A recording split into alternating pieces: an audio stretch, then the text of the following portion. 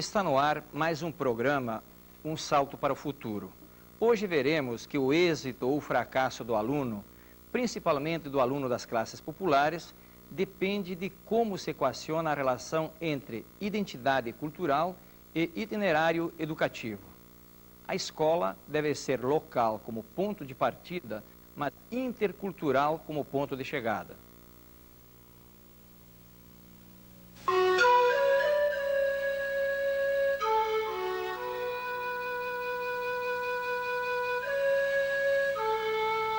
Toda pessoa é capaz de aprender independente da idade, sexo ou nível socioeconômico. Entretanto, cada pessoa tem seu jeito particular de aprender, em função de sua personalidade, de sua história de vida e de suas raízes culturais. A escola deve reconhecer e tirar partido dessas diferenças, promovendo a troca de experiências no grupo, tendo clareza de que a diferença não é deficiência.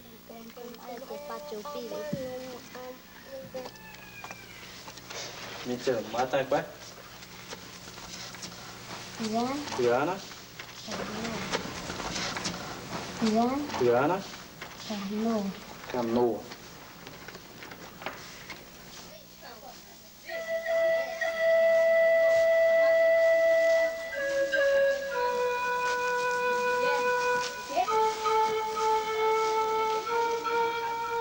O interesse e o respeito do professor pelas raízes culturais e pelos conhecimentos de seus alunos reflete na motivação e na capacidade de aprender de cada um. E a casa do seringueiro, ela tem essa estrutura. Aí aqui, ó, ele vem dando esse corte aqui, tá? Aí ele dá o corte, quando chega aqui, ele dá outro cortezinho aqui pra baixo, assim, né? Que é pra embutir a tigela aqui, ó. Tá? Aqui, ó. Ele embute a tigela, certo? Ela mesma Tá? segura aí, fica presa. Ela mesmo segura aí, ó, tá?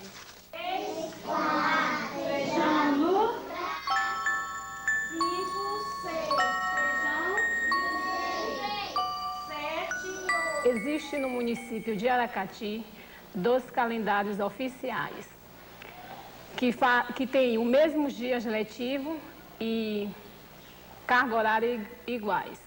A única diferença é que o calendário normal, as aulas se iniciam em fevereiro, com férias em julho, terminando em dezembro. Já o conhecido calendário da safra, as aulas começam em janeiro, sem férias em julho e terminando em outubro. E que consta também na lei orgânica do município, pois é nessa época que surge a colheita do caju, certo? E o corte da palha de carnaúba.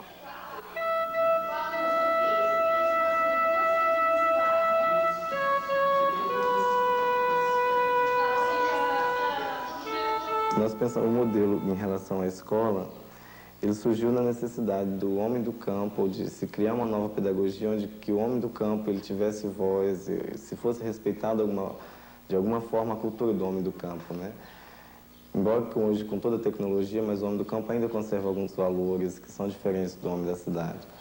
E respeitar e trazer toda essa realidade para dentro da escola, né?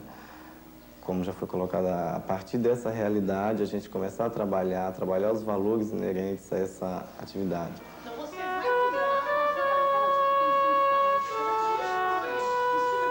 Nós atendemos cada aluno individualmente, né? Fazemos um trabalho individual.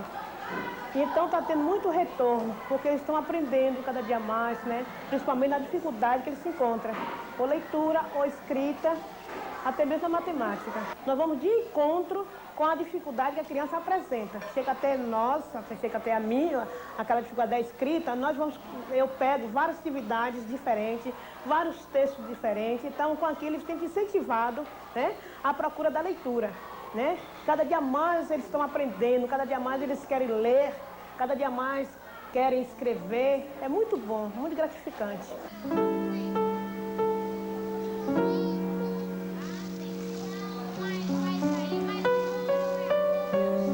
O que é isso aqui, Muriel? Então escreve. Escreve como tu acha que é isso aqui. A tia... Não, tá. André, já escreveu, André? Vamos bem devagar. Pega o cabelo. Tá. Tudo bom? Mas essa queda d'água vai servir para quê? Como é que o homem aproveita essa energia da queda d'água? Ele aproveita essa energia para fazer a iluminação. Mas para chegar à iluminação, onde é que ele usa isso? O que é que vai produzir aqui agora essa iluminação? Quando o aluno não sabe a matéria, ele explica de novo, explica várias vezes, até o aluno compreender. Nos momentos de contato individual, o professor pode proporcionar o apoio e a orientação no ponto exato da necessidade de cada aluno. Muitas vezes, uma breve conversa particular ajuda mais o aluno que uma aula coletiva. Para tirar a raiz, precisa do 3? Então eu vou ter que acrescentar o 3 ou só acrescento a raiz? Só. Então apaga e vamos arrumar. Entendeu? Então vamos fazer junto.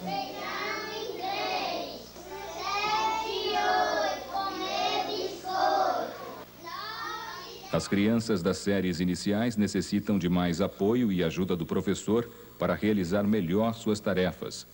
Dependendo das condições concretas da escola, o professor poderá contar com a ajuda de monitores como alunos das séries mais adiantadas, estagiários dos cursos de magistério e da universidade, ou encontrar sua própria forma de proporcionar esse atendimento mais individualizado.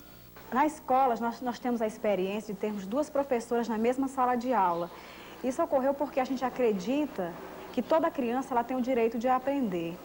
Enquanto a professora ela fica ministrando o conteúdo, a outra fica dando assistência de perto àquela criança que não conseguiu nem seguir o ritmo, nem a forma de ensino.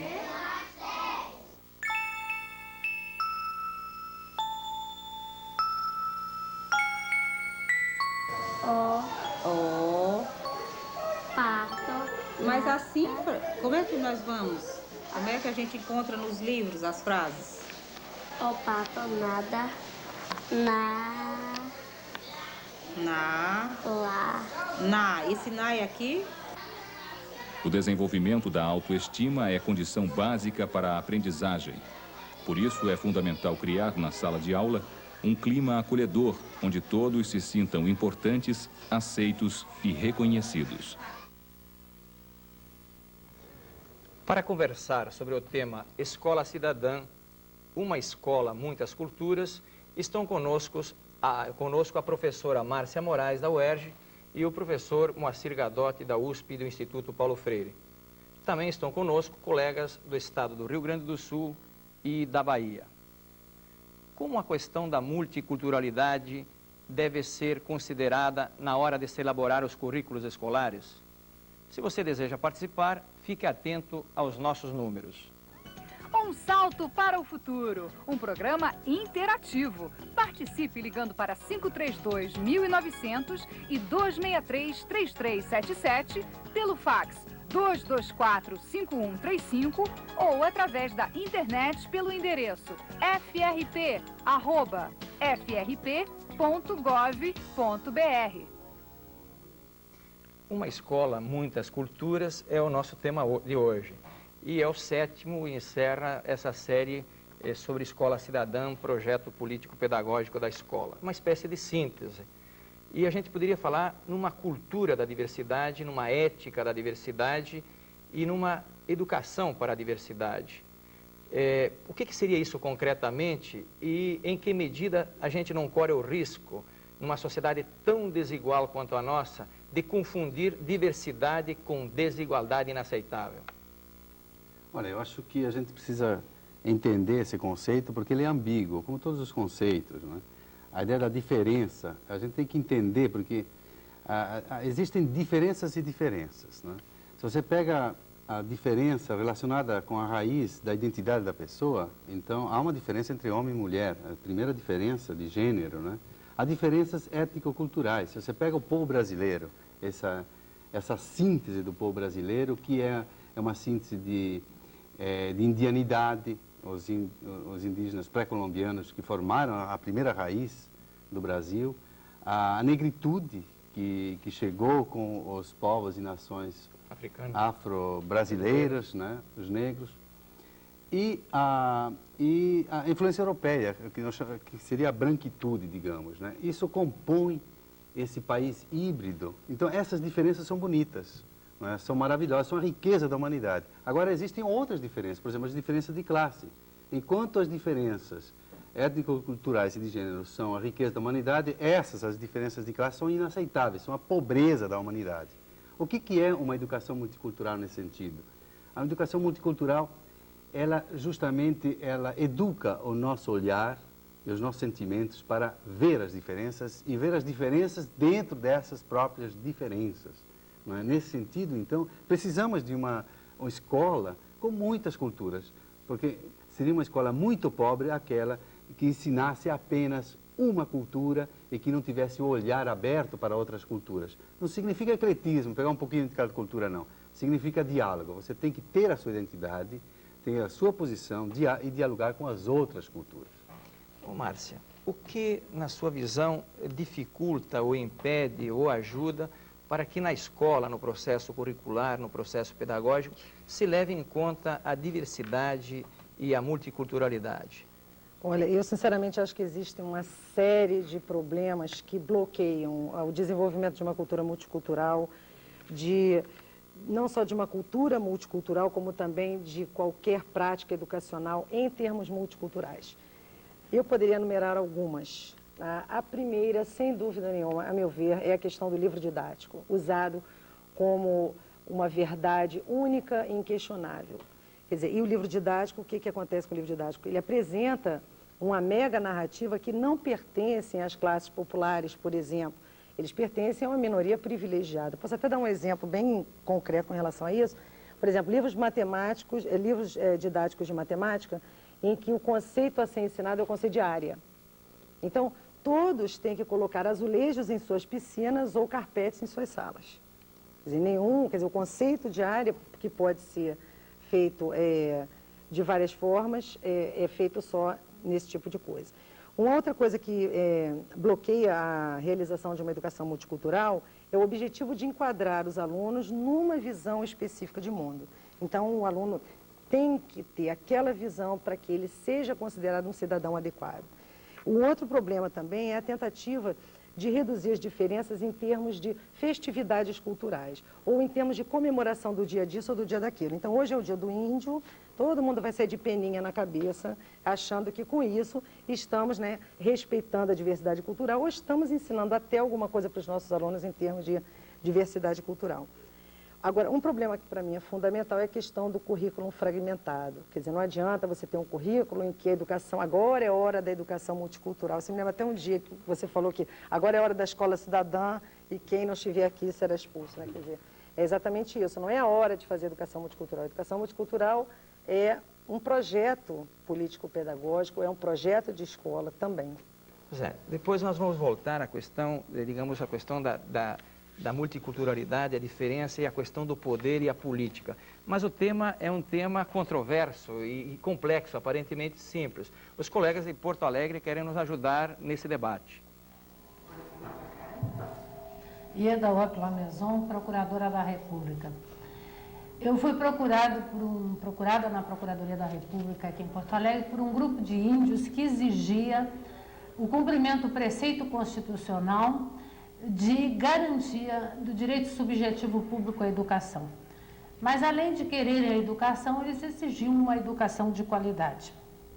Aí, dentro das nossas dificuldades, porque a Procuradoria da República é um órgão técnico em legislação, não em educação, ficamos pensando como dar uma educação de qualidade.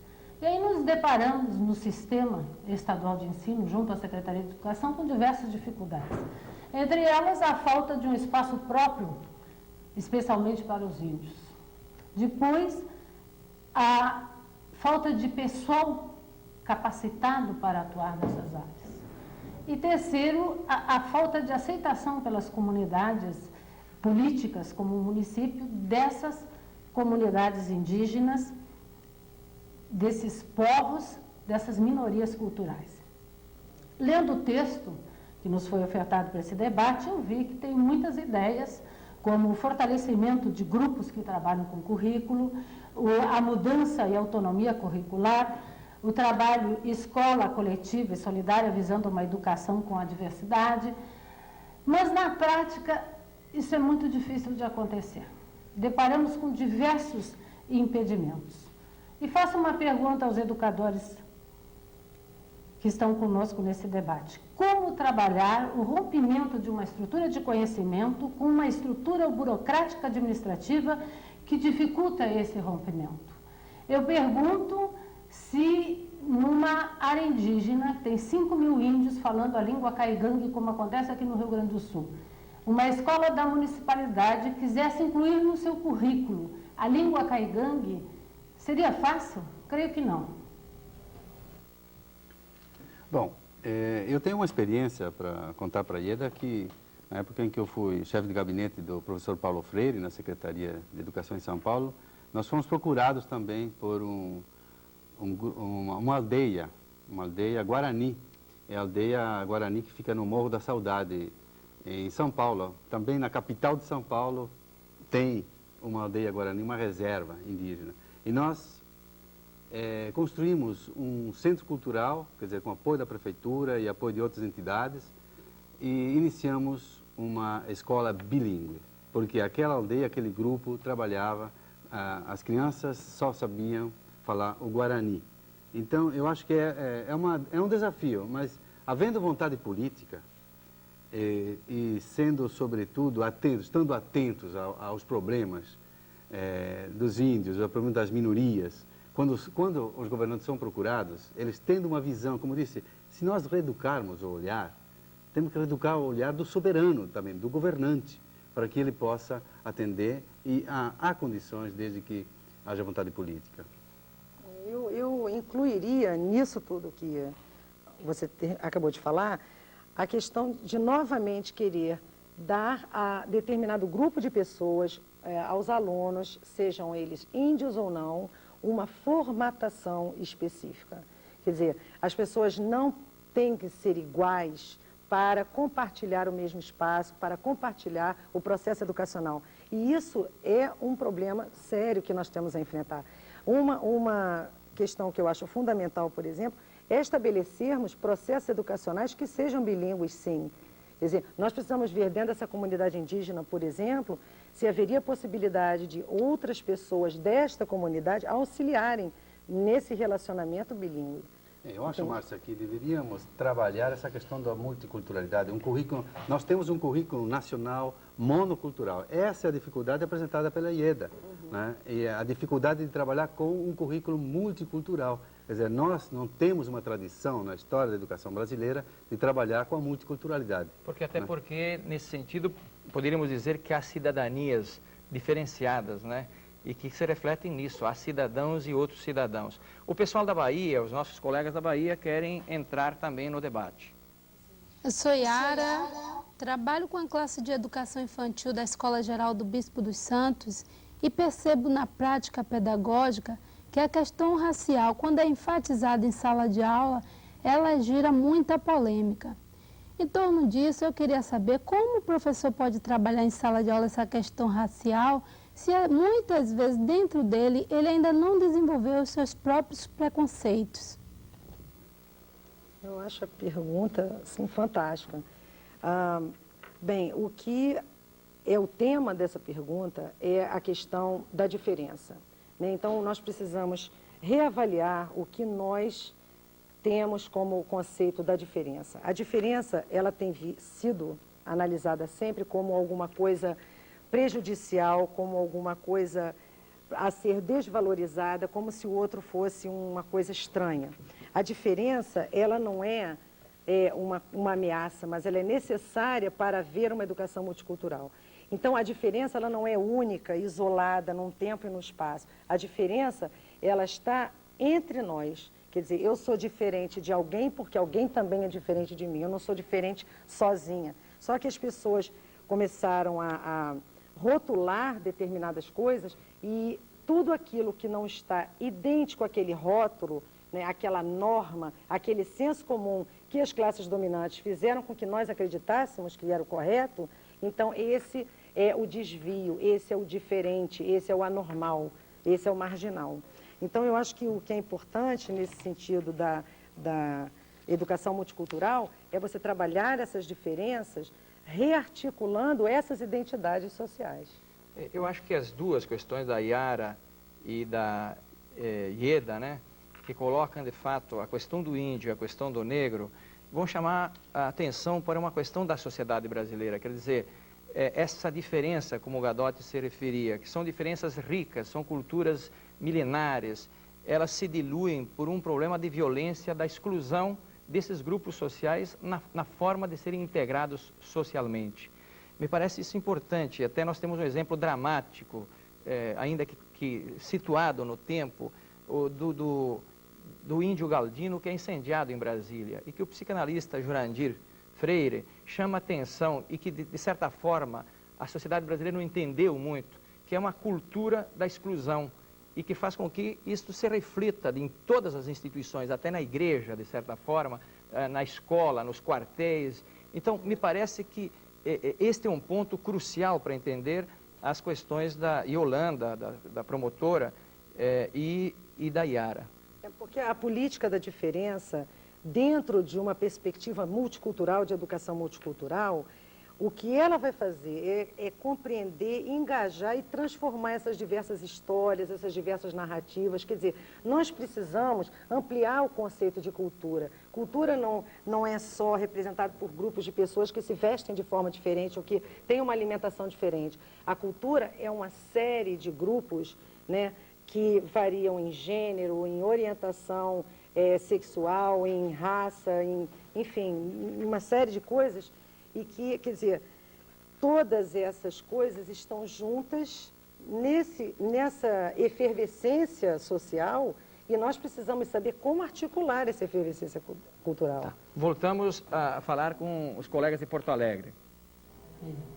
Acho que é a Miriam, né?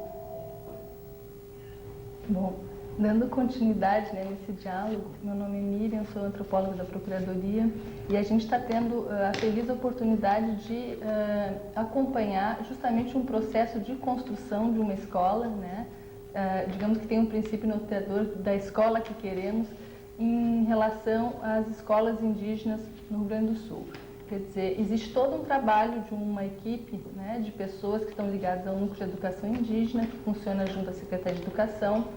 E, então, essa experiência de colocar uma proposta pedagógica para essas 34 escolas indígenas, né, caingangues do Rio Grande do Sul, tem propiciado uma experiência muito singular. E é justamente trabalhar em cursos de capacitação em que se coloca lado a lado professores indígenas bilíngues, né, e professores não índios. Dentro desse quadro, o que a gente tem? A gente tem a possibilidade justamente de visualizar os problemas que de fato são levantados, tanto pelos professores não índios como os professores indígenas índios, e a gente se dá conta justamente que os problemas que são levantados pelos professores bilíngues, para explicar os problemas realmente do porquê essa escola que temos não coincide com essa escola que queremos, não coincidem com os problemas levantados pelos professores não índios.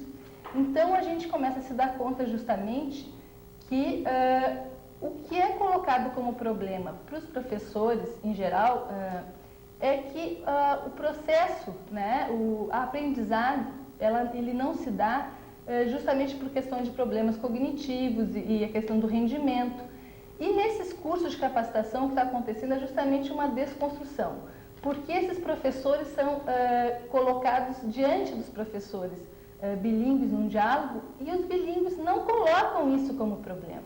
E realmente eles colocam o problema, o núcleo do problema é justamente coincide com esse que a gente está debatendo aqui, que é justamente o reconhecimento da diferença, da aceitação pela comunidade local dessa cultura, no caso a cultura caingangue, como não sendo alguma coisa valorizada, porque os próprios professores bilíngues referem que os alunos percebem que não existe um jornal em caingangue, não existe, as outras disciplinas não são dadas em caingangue. Então, quais são as mensagens que estão sendo passadas? Que, de fato, como é que a gente vai trabalhar com a ideia de valorização se as mensagens que está se passando todo o tempo são, de fato, que foi colocado hoje, que não seria importante, que não é uma coisa realmente reconhecida e não aceita.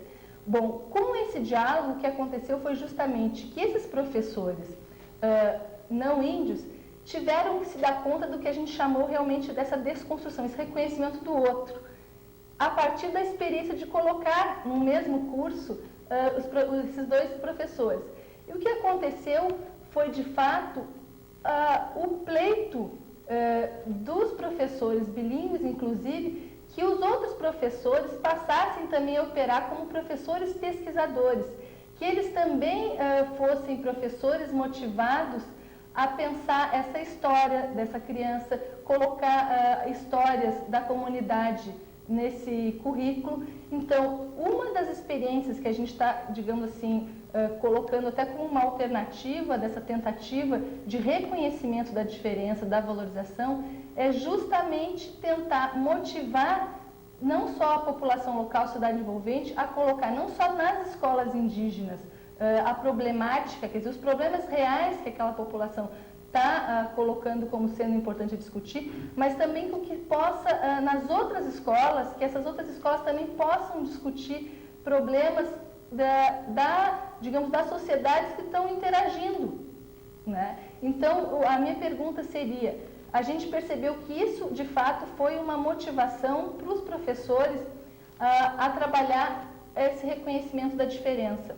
A minha pergunta é, como é possível, além dessas alternativas, trabalhar a motivação para que esse professor, não só na questão das escolas indígenas, pudesse reconhecer essa diferença? Teriam algumas experiências que a gente possa compartilhar também, que nos coloque diante desse problema real, que eu acho que é um núcleo real mesmo dos problemas, que a gente acaba deslocando os problemas, e eu acho que hoje a gente está trabalhando com um problema que é central na questão da aprendizagem, que é o reconhecer esse outro.